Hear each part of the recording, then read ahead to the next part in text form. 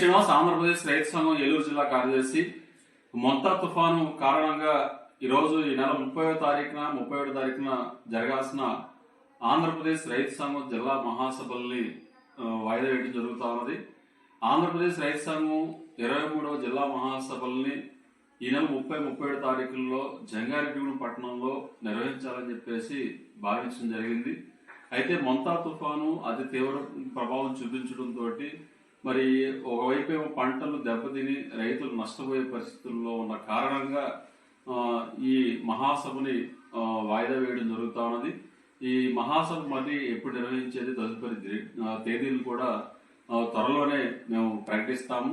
కాబట్టి ఈ కారణం ఇచ్చా మహాసభని వాయిదా వేస్తామని చెప్పేసి రైతాంగానికి తెలియజేస్తా ఉన్నాం. కాబట్టి ఇప్పటికే మహాసభకు సంబంధించిన ఏర్పాట్లు పూర్తి చేయడం జరిగింది.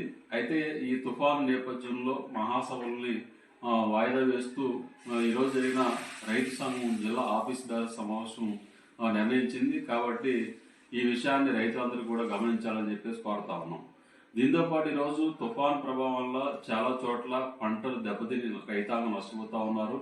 ప్రధానంగా వరి కానీ, పత్తి కానీ, అట్లాగే పొగాకు కానీ, ఇతర మినుములు ఇట్లాంటి పంటలకు నష్టం జరుగుతూ ఉన్నది.